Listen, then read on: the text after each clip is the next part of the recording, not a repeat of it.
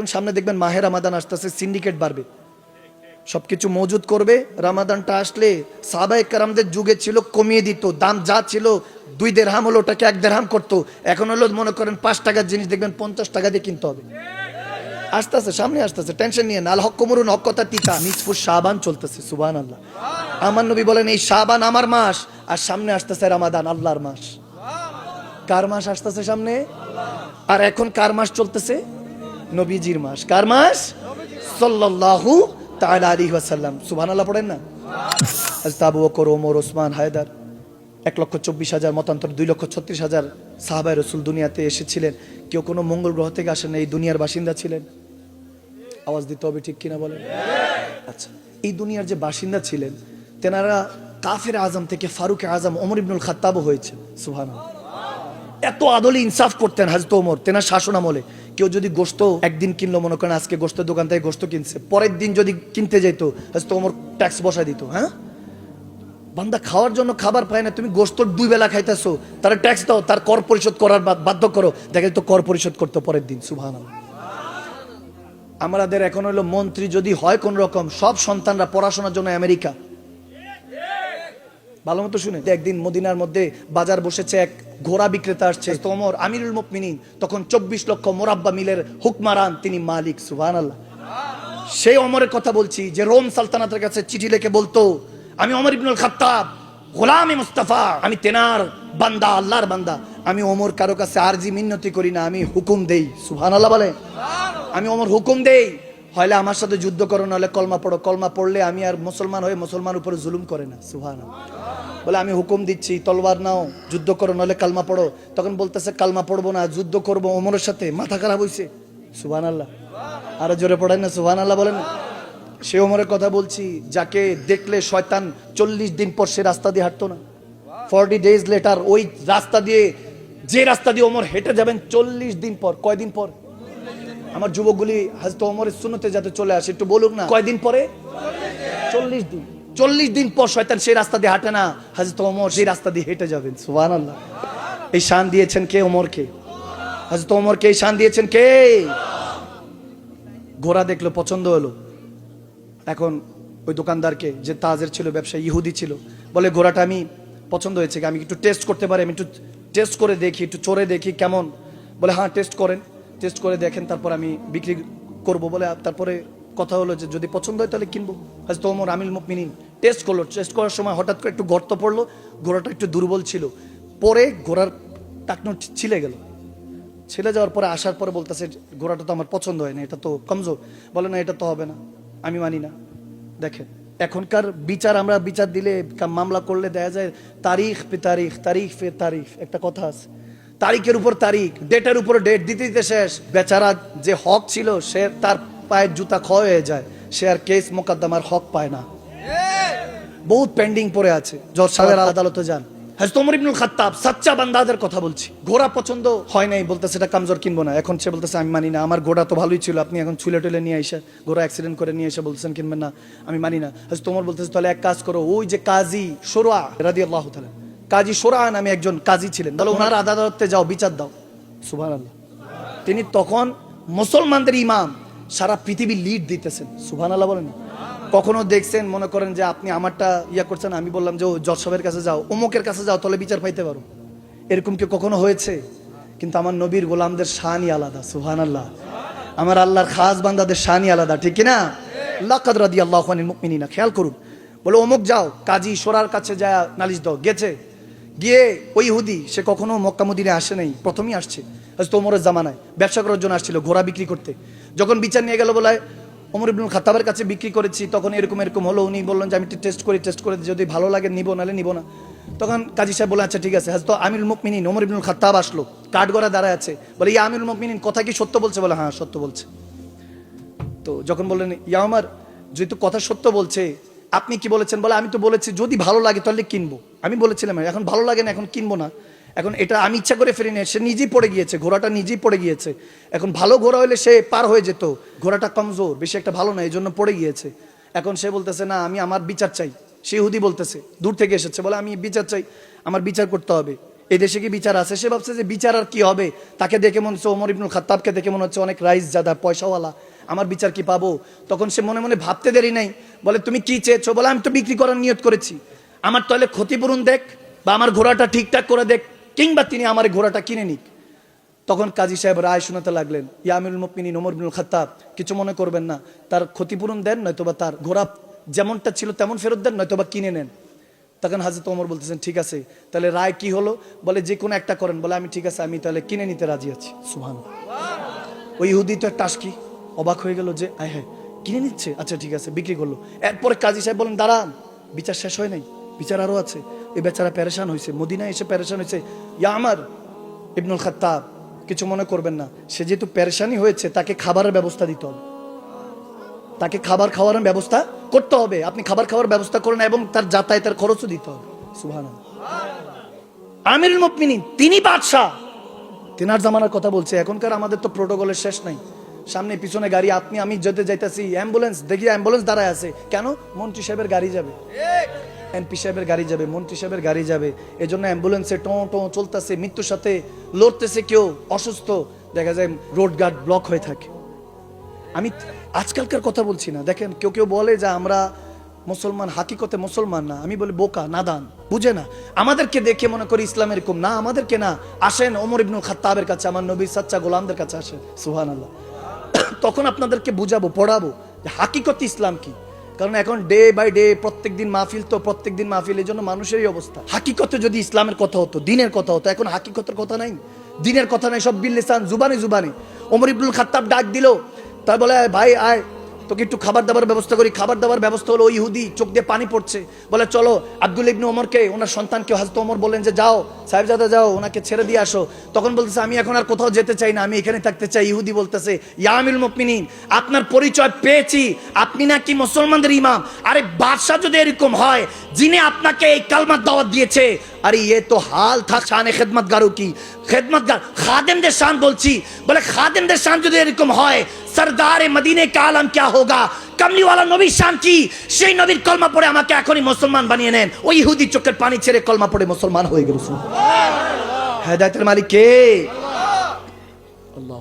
ওই আদল ইনসাফ নাই, ওই আদল ইনসাফ এখন নাই। বর্তমানে এখন হলো সব টেকনোলজির জামানাতে আদল ইনসাফ এখন মনে করেন উঠেই গেছে বলতে। আমর বিন আস রাদিয়াল্লাহু তাআলা কুফার গভর্নর বানিয়েছেন হযরত ওমর, কুফার গভর্নর। এখানে আপনি আমি হয়তো বা কেউ না কেউ গভর্নর থাকার কথা। এখন খেলাফত নাই তো, গণতন্ত্র নামে ষড়যন্ত্র শিকার আমরা। আমি গণতন্ত্রকে কখনো ছোট করে কথা বলি না, তবে পলিটিক্স, আই হেট পলিটিক্স। গণতন্ত্র যেটা বর্তমানে চলছে, রাজনীতির নামে মারো কাটো, ধর্মের নামে মারো কাটো, খেলার প্লেয়ারের নামে, দলের নামে মারো কাটো, আমি এগুলোকে পছন্দ করি না। মুমিনও পছন্দ করেন না, ঠিক না?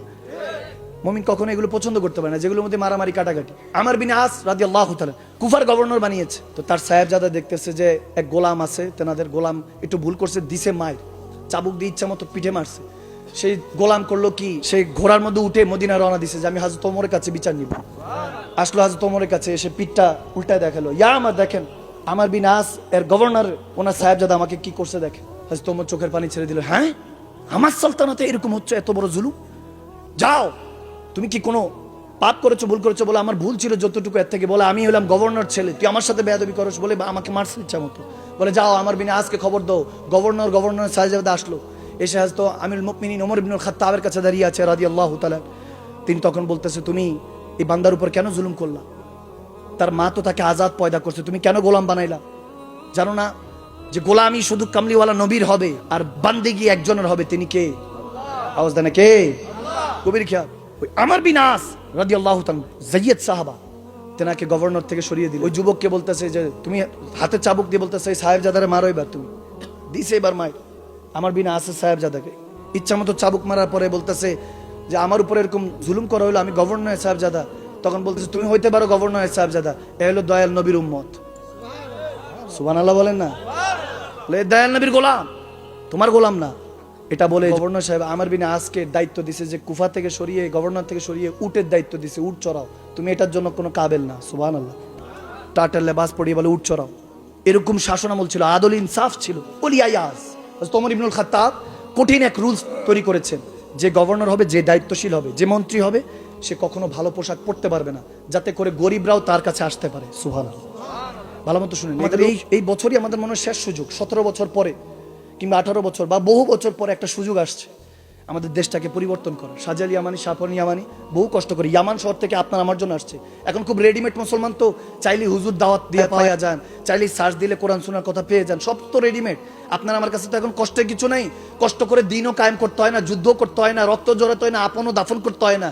এমনি ইসলাম আছে তো, এজন্য এখন খাই দেয় ঘুমাই, কোনো খবর নাই। চোখে মুখে পানি দেন, বহুত ঘুমাইছেন। এখন আবার হযরত ওমর ইবনুল খাত্তাবের মতো জামানা আমাদের উপর অত্যাচার করছে। প্যালেস্তিন গাজার মধ্যে 2 মাসের বাচ্চা থেকে 90 বছর বৃদ্ধ পর্যন্ত রেহাই পাচ্ছে না, বোমা দিয়ে উড়িয়ে ফেলছে। ঘাস কে খাচ্ছে? আপনি আমি তো যা খাবার খাবো, আপনার আমার ঘরে এখনো মাশাআল্লাহ খাবার আছে, আলহামদুলিল্লাহ, আল্লাহর রাসূল পাকের সাদেকায়। এখনো আমার ভাই বোনেরা এখনো প্যালেস্তিনের মধ্যে, গাজার মধ্যে ঘাস খেয়ে দিন পার করছে। ভালো মতো শুনেন, আমাদের সামনে মাহদী আলাইহিস সালাম আসতেছে। যুবকদেরকে তৈরি করেন। এই দুনিয়াদারির কোনো কিছু না, এই রঙিন চশমা খুলেন। নিজের হাতে যেদিন আপনকে দাফন করবেন, ওদিন বুঝবেন কত দানে কত চা। ভাত ডালের দাম, ভাত চালের দাম বাড়লে দেখেন না ধর্মঘট হয়। আজকেও ট্রাকের ধর্মঘট হয়েছে, নাহলে আরো আগে আসার কথা। ন্যায্য বিষয় পাচ্ছে না বিদায় ধর্মঘট হচ্ছে। তো আমি এই জন্য বলতে চাই, ভাইয়েরা আমার, এই যে ওষুধ দেখবেন যে ওষুধের ফার্মেসিতে গেলে কোনো টাকা কম নাই, যেটা লেখা সেটাই আনতে হয়। আওয়াজ দেয় না? ওষুধের দাম কি কমানোর ব্যবস্থা আছে? না, যেটা লেখা সেটা। এখন ভাতের থেকে মানুষ ওষুধ খায় বেশি, তারপরে রোগ ছাড়ে না কেন? আমার কাছে আসেন, আপনার কোন সমস্যা? আমি পানি পরে ফু দিয়ে দিব, আলহামদুলিল্লাহ, আল্লাহ রাসূলের পাকের সাদকায়। যদি ঠিক না হয় আমাকে বাইন তালাক দিবেন, মাকদুম সালমান, আমি মাদানী সাহেবকে বাইন তালাক দিবেন, আমার ওয়াজ শুনবেন আর কখনো। আর যদি ভালো হয় দোয়া করবেন, আর মনে মনে বলবেন আমরা মুর্দা নবীর কলমা পড়িনি, আমরা জিন্দা নবীর কলমা পড়েছি। ঠিক কিনা? ওলি আয়াজের কথা বলছি। ইয়ামানের গভর্নর হযরত ওমর ইবনুল খাত্তাব তেনাকে মুকাররার করেছেন। তিনি বলেছেন, খবরদার রেশমি পোশাক, ভালো ভালো পোশাক পরবে না, যাতে গরিবরাও তোমাদের কাছে আসতে পারে। আর বাইরে কোনো পাহারাদার রাখবে না। এখন উনি পাহারাদারও রাখছে, অনেক ভালো ভালো পোশাক পরতে। মুহাম্মদ ইবনে মুসলমান ওনাকে পাঠানো হলো, ওনার গুপ্তচর ছিলেন জায়েদ আখত। ঘটনা কি সত্যি কিনা? এসে বলছে, ইয়া আমিরুল মুমিনিন, ঘটনা সত্য। উনি রেশমি পোশাকও পরে, বাইরে দারোয়ানও রাখে, যাতে ওনার সাথে দেখা সাক্ষাৎ করতে একটু এরকম হয়। তো বলে, খবর দাও, বলো আমি ওমর ডেকেছি। ওমর ইবনুল খাত্তাবের কথায় দৌড়াতে দৌড়াতে আসলো, কাঁপতেছে। জানে তো ওমরের উসুল বড় কঠিন, ঠিক কিনা? ওরকম হযরত ওমর ইবনুল খাত্তাবের মতো এখন উসুলওয়ালা কিছু নেতা দরকার, কিছু নেতৃত্ব দরকার। নয়তো আমাদের এই সমাজ বর্বরতার জায়গায়। আপনি আমি তো পার হয়ে দিয়েছি, আমাদের সামনে ভবিষ্যৎ প্রজন্ম কি অবস্থা আছে কি জানে। ওই যে দেখেন না, মোবাইল নিয়ে বড় বড় করতেছে, খবর নাই, ওয়াজ নসিহত চলতেছে। কেন? কারণ আমরা হাতে হাতে ধরাই দিছি, কিছু করার নাই। বাচ্চা এখন খাবার খাওয়ার আগে দেখবেন মোবাইলটা ধরায় দেয়, যাতে কান্নাকাটি না করে, ঠিক কিনা বলেন না? এই অবস্থা চলছে। হাসি তামাশার জায়গা বানিয়ে ফেলেছে এই কোরআন শোনার জায়গা। যুবকরা আমাকে সারাক্ষণ বলতে থাকে, শেখ অনেক কষ্টে আমরা হেদায়েতের কথাগুলি আপনার থেকে শোনার চেষ্টা করি, আপনি বেশি বেশি করে সাহাবা রাসূলদের আদর্শের কথা বলবেন। আমি যেন বেশি বেশি করে হযরত ওমর ইবনুল খাত্তাব, সাহাবা রাসূলদের আদর্শের কথা বলি। এই আদর্শটা হলো হাকিকতে মুসলমানদের কথা। কসম করে বলছি, এনাদের কথা শুনলে ঈমান শক্তিশালী হয়ে যায়, শয়তান ধারে কাছে আসে না। আপনি কি নামাজকে না বলবেন? নামাজ বলবে যে, আয় না বান্দা, তুই কই যাস, আল্লাহর কাছে আয়। সুবহানাল্লাহ। ধরে নিয়ে যাবে নামাজ পড়ার, বলতে হবে না যে নামাজ পড়ছ না কেন, এটা বলতে হবে না। নামাজ তারা ডাকবে, আজান তাকে ডাকবে, বলবে ওই যে আমার মালিক ও খালিক ডাকতেছে, ঠিক কিনা? যদি এমপি সাহেবের সাথে অ্যাপয়েন্টমেন্ট থাকে, অনেকে বলে তো হুজুর নামাজে মনোযোগ বসে না, ইবাদতে মনোযোগ বসে না, অনেক সময় করবো কি? আমি বললাম কিচ্ছু করতে হবে না, ছোট্ট বিষয়। কেউ যদি আপনার প্রফেসর, কোনো শিক্ষক, কোনো উস্তাদ, কোনো এমপি সাহেব যদি অ্যাপয়েন্টমেন্ট দেয় অমুক টাইমে এসো, দেখা যায় 10 মিনিট আগে হলো পৌঁছাই, ঠিক কিনা? ঠিক কিনা? নাহলে বা নয়তো বা যেনাকে টাইম দেওয়া হচ্ছে, ওয়াক্ত দেওয়া হয়েছে, পি সাহেব হোক, স্কলার হোক, এমপি সাহেব হোক, মন্ত্রী সাহেব হোক, প্রফেসর হোক, যে হোক, যদি বুজুর্গানের দিন হয়, আমরা সময় থেকে 10-15-20 মিনিট আগে হলো পৌঁছাই। যখন আপনি এটাকে মূল্যায়ন করা শিখে গিয়েছেন, কসম করে বলছি, এতটুকু যদি থাকে আপনার কাছে আদব, তাহলে আপনি আল্লাহ রাসূলের আদবও শিখবেন। আজান দেওয়ার আগে মসজিদে পৌঁছে যাবেন ইনশাআল্লাহ। কথা বুঝতেছেন? ভালো মতো খেয়াল করুন। সা'দ বিন আবি ওয়াক্কাস রাদিয়াল্লাহু তাআলা, হুজুরে পাকের মামা যান, তেনাকে পর্যন্ত ডাকানো হয়েছে যে তিনিও কি এরকম করছেন কিনা, কিন্তু তিনি কখনো এরকম করেন না। উনি ভালো, উনি জান্নাতি সুসংবাদ প্রাপ্ত একজন ছিলেন। সুবহানাল্লাহ। এখন ওলি আয়াজও দাঁড়ায় আছে, সা'দ বিন আবি ওয়াক্কাসও দাঁড়িয়ে আছেন, নবীজির মামা যান, এবং হযরত ওলি আয়াজ তিনিও সাহাবা। দুজনকে দাঁড়িয়ে বলতেছে, আপনি কেন পড়েন? বলে, কি করব, ওই ভালো পোশাক না পরলে অনেক বড় বড় রাষ্ট্র থেকে মন্ত্রীরা আসে দেখা করতে, পোশাক ভালো না পড়লে কি মনে করবে, এজন্য পড়েছি। তারপর বলতেছে, ওই প্রোটোকলের জন্য ওই বাইরে যে দারোয়ান রেখেছি, লোক রেখেছি, এটাও প্রোটোকলের জন্য, নাহলে যে কেউ এসে ঢুকে যায়।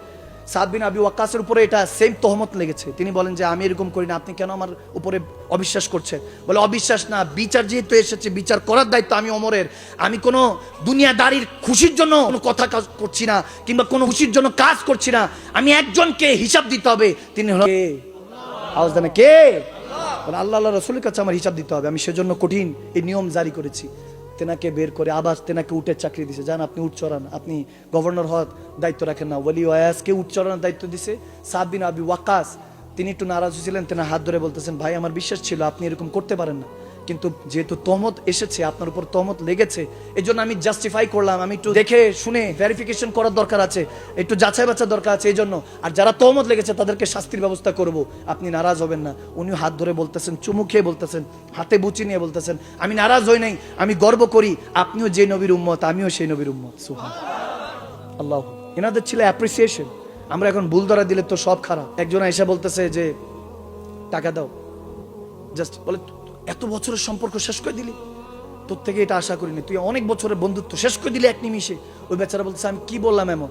বলে তুই কি বলছো? বলে আমি তো, তুই যে আমার থেকে টাকা নিছিস আমি ওই টাকাটা চাইলাম। বলে এটার মানেই তোর সম্পর্ক শেষ। কথা বুঝেন নাই? মানে টাকা ধার দিয়ে বিপদে আছে, এরকম অবস্থা আছে কি নাই? আচ্ছা, যারা করজ নেয়, আমার হুজুরে পাক বলে কেউ যদি কাউকে হাওলাত দেয়, ওই টাকা যার কাছে যতক্ষণ আছে দিতে না পারলেও টেনশন নিও না, তার যত সগীরা গুনাহ হইতেছে ধারওয়ালার কাছে ধার দেওয়ার কারণে তাই সে এখনো ফেরত দেয় নাই, কিন্তু আমার নবী বলতেছেন তাহলে তোমার সমস্ত সগীরা গুনাহগুলি আল্লাহ মাফ করতে থাকবে। সুবহানাল্লাহ। বলে টাকাটা বেশি দেওয়ার দরকার নেই, শাস্তি দিয়ে দিবে, যদি মুমিন হয় দিয়ে দিবে, কমিন হলে তো দিবে না, ঠিক কি না? কমিন হলে তো অন্য চিন্তা করবে। আর যদি মেরে চলেও যায়, সেটা খোদা আলী বলেন টেনশন নিও না, আমার নবী বলেছেন যদি কেউ টাকা ফেরতও না দেয়, তোমাকে যদি ধোকা দিয়ে বোকা বানানোর চেষ্টা করি, আসলে সে বোকা, সে আর তোমাকে হাজার চেষ্টা করলে ওই বিশ্বাস খরিদ করতে পারবে না, আল্লাহর দরবারে নাফরমান হয়ে জাহান্নামে হয়ে গেছে, ঠিক কিনা? তুমি চালাক, তুমি বিশ্বাস করে আইয়ুহাল্লাযীনা আমানু, হে ঈমানদাররা, ঈমানের কথা বারবার এসেছে সূরাতুল বাকারার 3 আয়াতে, ওয়াল্লাযীনা ইউমিনুনা বিল গায়বি ওয়া ইয়াকিমুনাস সালাত ওয়া আতুজ যাকাত। আল্লাহ বলতেছেন হে ঈমানদাররা, যারা আমি আল্লাহকে দেখো নাই বিশ্বাস করেছো, তারপরে তারা নামাজ পড়েছো, যাকাত দিয়েছো, তাদের জন্য সুসংবাদ হলো আমি আল্লাহ তাদেরকে জান্নাত দেওয়ার জন্য বসে আছি। সুবহানাল্লাহ। হাকিকতের কথা বলছি, কি কষ্ট হচ্ছে আপনাদের? সাদ বিন আবি ওয়াক্কাস একজন দৌড়ে আসছে হযরত ওমরের কাছে, বলতেছে খালিদ বিন ওয়ালিদ তো সব ফাতা পাচ্ছে, যেই দেশে যায় সেই দেশ বিজয় হয়ে যায়। সুবহানাল্লাহ। তখন হযরত ওমর বলতেছে না, খালিদ বিন ওয়ালিদের উসিলা হচ্ছে, কিন্তু খালিদ বিন ওয়ালিদ এটার মালিক না, যা কিছু বিজয় দিচ্ছেন কে বিজয় দিচ্ছেন? নাসরুম মিনাল্লাহি ফাতুন কারীব, আল্লাহর ইচ্ছায় বিজয় পাচ্ছে। এখন বলে না না, খালিদ বিন ওয়ালিদ ভালো ফাইটার, নট ডিফিটেড পারসন, এমন ফাইটার কখনো হারেন নাই, জীবনে কখনো হারের সম্মুখীন হয় নাই। সুবহানাল্লাহ বলেন না, হারের সম্মুখীন হয়নি, এরকম ডিফিটেড পারসন ছিলেন। তলোয়ার, সোর্ড অফ আল্লাহ অলমাইটি বলা হতো, তেনাকে সাইফুল্লাহ, আল্লাহ তলোয়ার বলা হতো। সুবহানাল্লাহ পড়েন না? হযরত ওমর যখন দেখতে পেলেন যে সবাই তার তোয়াজ করছে, সাদ বিন আবি ওয়াক্কাসও আছে, তেনার দলে কেউ যেতে চায় না, বলে খালিদ বিন ওয়ালিদ যেই দলের জেনারেল, যেই দলের নেতা, আমি সেই দলে যাব, কারণ ওইখানে গেলেই জয় লাভ হয়। মুসলমানদের ঈমান একটু দুর্বলতা আসা শুরু হইল। খালিদ বিন ওয়ালিদ বারবার ফাতে পাচ্ছেন দেখে হযরত ওমর ইবনুল খাত্তাব করলেন কি, ওনার কাছে চিঠি পাঠালেন, একজন ওয়াজিরের মাধ্যমে বলে যাও চিঠিটা খালিদ বিন ওয়ালিদকে দিও, যে তেনাকে সরে যেতে বলো, এবং সাদ বিন আবি ওয়াক্কাসকে আমি গভর্নর হিসাবে, ওই জেনারেল হিসাবে নিযুক্ত করলাম, এটা বলো। আপনারা আমার কাছে যদি মন্ত্রিত্ব নিয়ে নেয়, আমরা তো ডাইরেক্ট মিছিল শুরু করবো যে না এটা মানি না, মানবো না, মানতে পারি না, এত বছর গোলামি করলাম, এখন আমাকে দল থেকে সরাই দিয়েছেন, সব বিজয় তো আমি এনে দিলাম, এরকম হয় কি হয় না? কিন্তু নবী সাচ্চা গোলামরা, সাচ্চা আমার আল্লাহর বান্দারা এরকম ছিলেন না। ভালো মতো খেয়াল করেন, চিঠিটা যখন পেলেন খালিদ বিন ওয়ালিদ পড়ে চিঠির মধ্যে একটা চুমা দিলেন। সুবহানাল্লাহ বলেন না? চুমা দিয়ে বুকের মধ্যে রেখে সাদ বিন আবি ওয়াক্কাস রাদিয়াল্লাহু তাআলার কাছে বলতেছে, সব জার্নালের সবকিছু খুলে ওনার কাছে দিয়ে বলতেছে আজকে থেকে আপনি আমাদের লিডার। সুবহানাল্লাহ। মুসলমানদের জার্নাল আপনি। বলে কেন? বলে হযরত ওমর আমাকে সরিয়ে দিয়েছেন, অনেক দায়িত্ব ছিল, আলহামদুলিল্লাহ একটু ছুটি পেয়েছি, আল্লাহর কাছে শুকরিয়া। সুবহানাল্লাহ। আল্লাহু আকবার। আমরা তো এখন যে কেউ মসনদে বসতে চাই, কুরসিতে বসতে চাই, আর তেনারা কুরসি যদি কেউ সরিয়ে দিতেন, যে ওনার উপরের দলের যিনি লিডার উনি সরিয়ে দিলে ওনারা আরো হাত ছেড়ে বাঁচতেন, আল্লাহর দরবারে শুকরিয়া করতেন যে বড় দায়িত্ব, ঠিক কিনা? আল্লাহু আকবার। সাদ বিন আবি ওয়াক্কাস রাদিয়াল্লাহু তাআলা তিনি যখন দৌড়াতে দৌড়াতে ফাতাহ করতে করতে সামনে অগ্রসর, সামনে দেখেন সমুদ্র, দরিয়া, এখন কেমনে পাড়ি দিই, নৌকা টোকাও নাই, জাহাজ স্টিমার ওইরকম তো ওই ব্যবস্থা ছিল, বলে নৌকা নাই, জাহাজ নাই, কিভাবে পাড়ি দিই? তখন বলে খালিদ বিন ওয়ালিদ কোথায়? তেনাকে নিয়ে তিনি এখন সাধারণ সৈন্যদের মধ্যে চলে আসছে। সুবহানাল্লাহ। এত বড় অ্যাটর্নি জেনারেল, এত বড় জেনারেল আর্মি, মুসলমানদের যে আর্মি ব্যাটেল ছিল, বেশিরভাগ ফুতুহাত, বেশিরভাগ বিজয় মুসলমানদের এই রোম সালতানাতকে যিনি ফাতাহ করেছেন, প্যারিস সালতানাতকে যিনি নাকানি চুবারি খাওয়াইছেন, সেই Khalid bin Walid, the sword of Allah almighty, সাইফুল্লাহর কথা বলছি, আল্লাহ তলোয়ার, যেনাকে আমার হুজুর লকব দিয়েছেন। সুবহানাল্লাহ। তেনার কথা বল, তিনি সৈন্যের মধ্যে চলে গেছেন। বলে সাদ বিন আবি ওয়াক্কাস বলছে ওনাকে একটু ডেকে আনো। আনার পরে বলছে ভাই সামনে তো নদী, কি করে পারি দিই? কানে কানে একটা দোয়া শিখিয়ে দিলেন। সুবহানাল্লাহ, দোয়া শিখিয়ে দিলেন। দোয়াটা কি? বলতেছে আল্লাহর কাছে ফরিয়াদ করেন, আল্লাহ ওই আদল ইনসাফ করনেওয়ালা ওমরের উসিলায় রাস্তাটা সহজ করে দাও। জোরে পড়েন না সুবহানাল্লাহ, পড়েন না আল্লাহু আকবার। যখন এরকম হলো বলতেছে কি করা যায়? বলে নামেন। এখন রাস্তা তো হচ্ছে না, বলে নামেন, ঘোড়া নিয়ে নামেন। ঘোড়া নিয়ে নামলেন সাদ বিন আবি ওয়াক্কাস রাদিয়াল্লাহু তাআলা, তিনি নামলেন। এরপর খালিদ বিন ওয়ালিদও নামলেন। দেখা গেল পুরো লাশকার নামলো নদীর উপরে, এমন ভাবে পাড়ি দিয়ে ওপারে উঠলেন, একটা ফোঁটা পানিও ঘোড়ার ওই খরমের মধ্যে লাগেনি। সুবহানাল্লাহ। একজন একজনকে দেখতেছে, সব পৌঁছায় গেছে। হ্যাঁ পৌঁছে গেছে। দস্ত তো দস্ত দরিয়া भी छोड़ा ना हमने, दस्त तो दस्त है दरिया भी ना छोड़ा हमने, बहरे जुल्मात में घोड़ा दौड़ा दिया हमने। सुभान আল্লামা ইকবাল বলে রাস্তা তো রাস্তা, বলে এমন ভাবে পাড়ি দিয়েছি মনে হইতেছে যে জমিনে যেমনে আমরা চলি নদীর মধ্যে আমরা এমনি পাড়ি দিয়েছি। সুবহানাল্লাহ। কারামাত আউলি হাক্কুন, ওলি আল্লাহদের কারামত, সচ্চা বান্দাদের কারামত, হক এবং সত্য। কারণ তেনাদেরকে মদদ করেন কে? আওয়াজ দেন কে? রব্বে করিম। গভীর খেয়াল। তিনি ওই পারে যাওয়ার পরে দেখা গিয়েছে বড় বড় রোম সালতানাতের বড় বড় বাদশারা বলতেছে যে কি হবে, তোমাদের তো লস্কর কম, সংখ্যা কম, কেউ সামনে আগাচ্ছে না। সাদ বিন আবি ওয়াক্কাস নিজে ঘোড়ার পিছনে বাড়ি দিয়ে বলতেছে চল আমি একাই যাব। সুবহানাল্লাহ। হাজার হাজার লাখো একাই ঘোড়া যখন দৌড়ানি দিছেন, পরে পিছনে সব মুসলমানরা সাহস পেয়েছে, লিডার দেখে সব দৌড়ায় গেছে, ঝাঁপায় পড়ছে, ফতুহাত এসেছে। বিজয়টা দিয়েছেন কে? ইন্নামা আমালু বিন্নিয়াত, নিয়তের উপর বরকত রেখেছেন কে? ওমর ইবনুল খাত্তাব রাদিয়াল্লাহু তাআলা কখনো কাউকে ছাড় দেন নাই, কখনো কাউকে ছেড়ে কথা বলেন নাই। যেই এসেছে, এক ইহুদি এসেছে, ট্যাক্স দিত, বৃদ্ধ হয়ে গেছে। যখন শুনছে আর ট্যাক্স দেওয়ার তেনার অবস্থা নেই, মুসলমান তো মুসলমান, ইহুদি নাসারাদেরকে ঘরে গিয়ে দেখে যে তার খাবার দাবার কিছু নেই, যে ওনাকে ঘোরাতে উঠায় নিজের সাথে নিয়ে এসে বসিয়ে খাবার খাওয়াইছেন। সুবহানাল্লাহ। মোহরা হাদিস। তারপর ওনাকে শের খোদা আলীকে বলছেন আপনি ওনার একটু জিম্মেদারি দেখেন, ওনার মধ্যে কি না হয়। ওনাকে একটা দোয়া শিখিয়ে দেন, কালমা পড়তে হবে না, একটা দোয়া শিখিয়ে দেন যাতে সবসময় মুসলমানদের উপরে আল্লাহ দয়া করে। সুবহানাল্লাহ। বলে এই ওজিফা সে সবসময় পড়বে, তার যত খোরাক লাগে, রিজিক লাগে, আমি ওমর ইবনুল খাত্তাব ব্যবস্থা করবো আল্লাহ রাসূলের সাদেকায়। সুবহানাল্লাহ। সে ওমর ইবনুল খাত্তাব রাদিয়াল্লাহু তাআলা, ওই শাসন নাই, ওই শাসন চলে গিয়েছে। আবু শামা ইবনে ওমর, হযরত ওমরের তৃতীয় সাহেবজাদা, দ্বিতীয় ঘরের প্রথম সাহেবজাদা, ইয়ং অবস্থায়, যুবক। ভালো মতো খেয়াল করেন, ওমর ইবনুল খাত্তাব রাদিয়াল্লাহু তাআলা, আমার হুজুরে পাক আছে, নাবিজ বলে কে জানি শরাব পান করাই দিছে। নাবিজ জায়েজ ছিল, খেজুর, দুইটা খেজুরকে পানির সাথে মিশিয়ে 7-8 ঘন্টা রাখলে ওই পানিটা, ওই খেজুর সহ যদি 7-8 ঘন্টা পর কেউ খেয়ে ফেলে, এমন শক্তি আসে, ডায়াবেটিস, কোলেস্ট্রল, অ্যালার্জি, বিভিন্ন ধরনের যত দুর্বলতা সব কমে যায়। আপনি 1 সপ্তাহ ট্রাই করেন, এটাকে নাবিজ ড্রিঙ্ক বলা হয়, অর্থাৎ নবীজির ড্রিঙ্ক, নবীজির শরবত। সুবহানাল্লাহ। আমি নিজে ট্রাই করে আপনাদেরকে বলছি, দুর্বলতা লাগলে এটা পান করেন। তো নাবিজ বলে মদ পান করাই দিছে। এখন আবু শামা ইবনে ওমর, তিনি তো টাল বাহানা করতেছেন, সাহাবাদের কাছে ধরা খেয়ে গেছেন, এনে হযরত ওমর ইবনুল খাত্তাবের কাঠগড়ায় বিচার করেন। তিনি যখন বলছেন বিচার, ওনার স্ত্রী দৌড়ায় আসছে, আবু শামার আম্মা দৌড়ায় আসছে, ওনার হযরত ওমরের খাতুন এসে বলতেছে দরকার বলে আমি পায়ে হেঁটে হজ করব, যত কোরা আছে ওই কোরার বদলে আমি, কারণ 80 কোরা দিতে হবে, 80 দৌড়া দিতে হবে, বলে প্রত্যেক দৌড়ার জন্য আমি একটা কোরা করব, আমি নিয়ত করছি। আমি দরকার বলে সন্তান তো মায়া লাগতেছে, নিজের সন্তান, ছেড়ে দেন, ক্ষমা করে দেন। সবাই বলতেছে, সাহাবারা বলতেছে থাক, অল্প বয়স, মাফ না, খবরদার, রিশতা পরে, আমার হুজুরে পাকের কানুন শরীয়ত আগে। আওয়াজ দেন ঠিক না? তেনাদের কথা বলছি, জিনাদের কারণে আজ পর্যন্ত ইসলাম পৌঁছে গিয়েছে আপনার আমার ঘরে।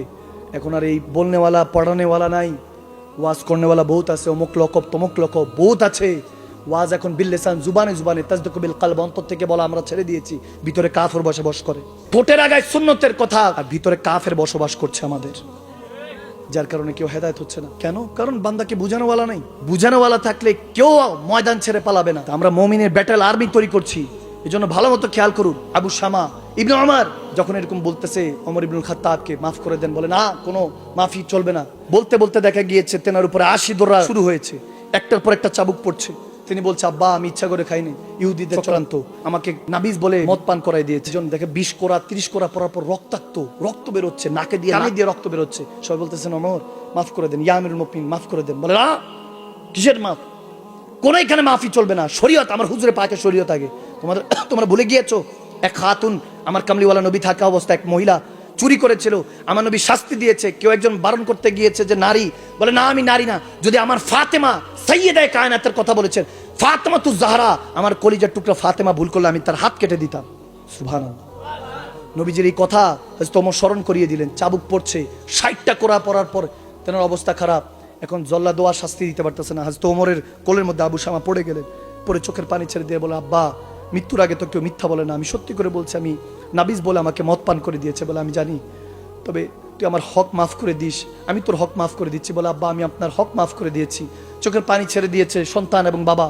ভালোবাসা শুনুন, মহাব্বত শুনুন। আল্লাহ আল্লাহ রসুলের জন্য হব্ব ফিল্লাহ ফি রসুল, বগজ ফিল্লাহ ফি রসুল। আল্লাহ আল্লাহ রসুলের জন্য ভালোবাসা, আল্লাহ আল্লাহ রসুলের জন্য ঘৃণা যখন অন্তরের মধ্যে পয়দা করে ফেলবেন, কসম করে বলছি জুবানের তাসির বেড়ে যাবে, কলবের তাসির বেড়ে যাবে, কুওয়াতে পরওয়ারদিগার আপনার কাছে চলে আসবে, আল্লাহ আপনাকে বান্দা থেকে বন্ধু বানিয়ে নেবে। ওদিন আমার হযরত ওমর বলতেছে, ঘাবড়াইস না আবু শামা, একটু পরেই দয়াল নবীর সাথে তোর দেখা হবে। সুবহানাল্লাহ। বলে, আমি ওমরের সালাম দিস আর বলিস আপনার ওমর এখন আপনার শরীয়তকে দায়েম ও কায়েম রেখেছে। দেখতে দেখতে রূপ পারবাস করে গেল, ভেসাল করে গেলেন, আবু শামা ইন্তেকাল করে গেলেন। আমার হযরত ওমর ইবনুল খাত্তাব রাদিয়াল্লাহু তাআলা জানাজার ব্যবস্থা করলেন। সবাই জানাজা পড়লো, পড়ার পর দোয়া হলো, দোয়ার পরে মুনাজাত হলো, সবাই চলে যাচ্ছে। বলে, দাঁড়াও, এখনো 20 কোরা বাকি আছে, 80 কোরার কথা ছিল, 20 কোরা। বলে, এখন কিভাবে? বলে, তার কবর উপরে 20 কোরা মারো। সুবহানাল্লাহ বলেন না? কবর উপরে 20 কোরা মারো। থান্ডার্ড, এখন যেরকম আপনাদের মন মেজাজ থান্ডার্ড হয়ে গিয়েছে, চিন্তা চেতনা দূর হয়ে গিয়েছে, হযরত ওমরের এই কথা শুনে সবাই ঠান্ডার্ড হয়ে গিয়েছে, এরকম বিচার। বলে, এখন ছেড়ে দেন, কবরের উপরে চলে গেছে। বলে, না, কবর উপরে ভিতরে চলে গিয়েছে, কিন্তু এখনো 20 কোরা বাকি। এই চাবুক যখন মারতে লাগলেন, 20 কোরা কবর উপরে মারা হলো। মারার পরে সবাইকে বলছে, চলে যাও তোমরা। সারা রাত কাঁদলেন।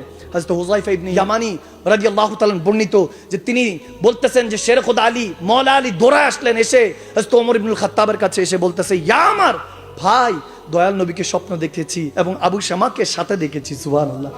বলে, আবু শামাকে দয়াল নবী কাছে টেনে নিয়েছেন। বলে, ওমর, তোমার এই বিচারের কারণে আল্লাহ আবু শামাকে ক্ষমা করে দিয়েছে, পাক করে সমস্ত জান্নাতের দরজা তার জন্য খুলে দিয়েছে। সুবহানাল্লাহ। বলে, আমার নবী বলতেছেন, ইয়া আলী, ওমরকে বললেন যে আমি নবী তাকে আপন করে নিয়েছি। আবু শামা যখন আমার কাছে এসেছে আমি খুশি হয়েছি ওমরের উপরে, আল্লাহ খুশি। আবু শামা আমার কাছে আসার পরে আমার মনে হচ্ছে আমার ওমর আমার কাছে ফিরে এসেছে। সুবহানাল্লাহ। ইন্তেকালের আগ মুহূর্তে যখন জখম হয়েছে, নাকি যখন মুনাফিক এমন ভাবে আঘাত করলো যে অবস্থা খুব খারাপ, তখন তিনি আম্মা জান আয়েশা সিদ্দিকার কাছে তলব পাঠালেন যে দয়াল নবীর রওজার নিচে 3 জন ঘুমানো যাবে, কবর দেওয়া যাবে। একজন তো দয়াল নবী নিজে আরাম ফরমাচ্ছেন, আবু বকর সিদ্দিকও আরাম ফরমাচ্ছেন, একটা জায়গা আছে। এই ইন্তেকালের 26শে জিলহজ তিনি জখম হয়েছেন, 1 মুহররম তিনি শাহাদাত পেয়েছেন। সুবহানাল্লাহ। একদম শাহাদাতের আগ মুহূর্তের কথা বলছি, শেষ কথা শেষ। ওমর ইবনুল খাত্তাব রাদিয়াল্লাহু তাআলা দুনিয়া থেকে যখন চলে যাচ্ছেন, তিনি আম্মা জান আয়েশা সিদ্দিকার কাছে খত পাঠালেন।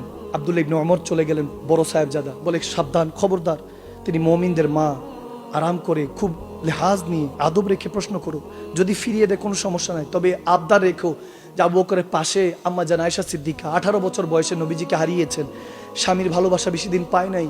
বলে, তারপর ওনার জায়গা এটা, কেউ কারো কবরের জায়গা দেয় না। তারপরে বইল, ওমর একটা আরজি রেখেছে, দয়াল নবীর ওই গুম্বাদে খাজরার সামনে কি ওই সাথে কি শোয়া যায়, ঘুমানো যায়। সুবহানাল্লাহ। সে ওমর ইবনুল খাত্তাবের কথা বলছি, যখন শাম দেশ তিনি ফতুয়াত লাভ করেছেন, চিঠি এসেছে, ইহুদিরা বলতেছে, আপনি ওমর যদি নিজে আসেন তাহলে আমরা বাকি যে এলাকা আছে সেটাও মুসলমানদের করে দিব। তিনি একা একজন খাদেমকে নিয়ে রওনা দিয়েছেন। খাদেমের সাথে কি চুক্তি হয়েছে দেখেন। বলে, অনেক দূর পথ, খাদেম তুমি কিছুক্ষণ উট কিংবা মতান্তরে ঘোড়া, বলে তুমি কিছুক্ষণ ওই উটটা টাইনো, তারপর তুমি আরাম করে তুমি উপরে উঠো, আমি আবার কিছুক্ষণ টানবো। সুবহানাল্লাহ। পর্যায়ক্রমে পৌঁছাবো। যখন শাম দেশে পৌঁছাচ্ছেন, একটু নদী নালা ছিল, এখন ওই খাদেম, তারপর ওমর, আবার ওমর বসেন, আবার খাদেম টানে, আবার খাদেম বসে, ওমর টানতেছেন লাগাম। দেখতে দেখতে যখন কাছাকাছি শাম দেশের, সবাই ইস্তেকবালের জন্য অপেক্ষা করছে, ফুল নিয়ে, ওই জামানায় ভালো ভালো খুশবু নিয়ে যখন অপেক্ষা করছে, তখন পাল্লা ছিল যে উপরে বসবে খাদেম, নিচে নিচে দাঁড়াবে ওমর। সুবহানাল্লাহ। তখন খাদেম সাহেব বলতে লাগলেন, ইয়া ওমর, ইয়া আমিরুল মুমিনিন, আমি তো গোলাম, আমি নিচে দাঁড়াই, এখন তো চলে আসছি। বলে, না, যেটা তোর সাথে তয় হয়েছে সেটাই হবে। সুবহানাল্লাহ। যেটা চুক্তি হয়েছে সেটাই হবে। দেখা গেল ওমর ইবনুল খাত্তাব টানতে টানতে যখন মজলিসের মধ্যে ওই শাম দেশে প্রবেশ করলেন, সবাই ভাবতেছে উপরের জন্য ওমর, নারা দিচ্ছে, ইয়া আমিরুল মুমিনিন নারা দিচ্ছে। তখন তিনি আস্তে আস্তে মাপছে, বলতেছে, আমি ওমর না, ওমর যিনি লাগাম টানতেছেন। সুবহানাল্লাহ। ইহুদিরা বলতেছে, এটা যদি ইসলাম হয়, এই নীতি যদি ইসলাম হয়, তারা বলতেছে 2-4 এলাকা নয়, আমাদের পুরা শাম দেশ আজকে থেকে মুসলমানের নেতৃত্বে চলবে। তখন সবাই কালমা পড়ে হযরত ওমরের কাছে কালমা পড়ে মুসলমান হয়ে গেল। সুবহানাল্লাহ। এইভাবে ইসলাম কায়েম হয়েছে সারা পৃথিবীতে। ভাইয়ের আমার, বাবার আমার, এইভাবে কায়েম হয়েছে।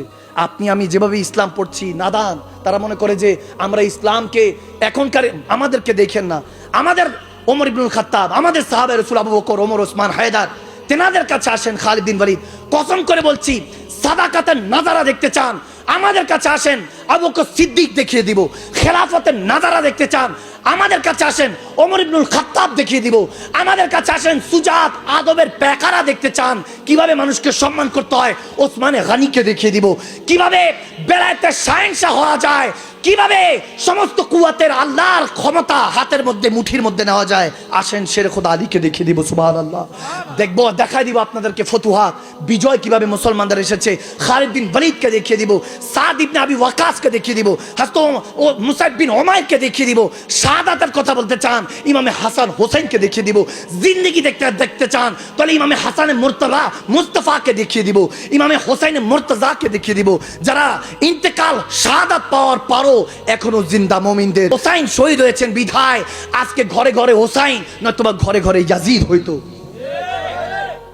আপনারা আসেন আমাদের কাছে, আমরা শাহজালাল ইয়ামানি পর্যন্ত দেখিয়ে দিব যে আমাদের ইমামদের প্রত্যেকের কবর আছে, ইমামগণদের রওজা আছে, মাজার আছে, জিয়ারতের স্থান। কেন আপনি মুসলমানদের ইমান নিয়ে নষ্ট করছেন? যে আল্লাহ ওয়ালাদের সাথে সঙ্গ জ্ঞাপন করলে, আরে মাজার নিয়ে যারা ব্যবসা করে তারা মুনাফেক, যারা আল্লাহ ওয়ালাদের সাথে সম্পর্ক রাখে তারা তো মুমিন। মুমিনের কথা বলেন আপনারা। আমরা ছেড়ে দিয়েছি।